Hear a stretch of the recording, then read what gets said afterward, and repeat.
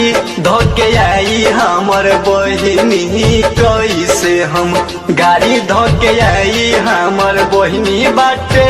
मलिकवा कसाई कैसे गावे हम आई पैसा नइखे देत ना हो जल्दी से गाड़ी धके अब हमर भैया जल्दी से गाड़ी धके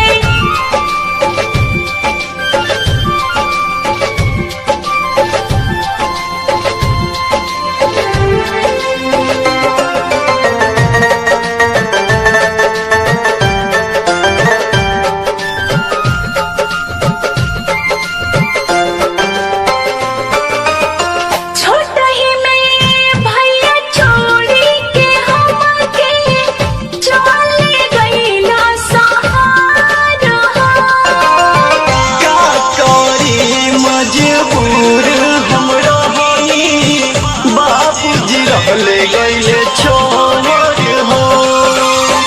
बात तू बुझो जिद मत करो बात तू बुझो नहीं बाटे रुपैया जल्दी से गाड़ी धके अब हमर भैया जल्दी से गाड़ी धके अब हमर भैया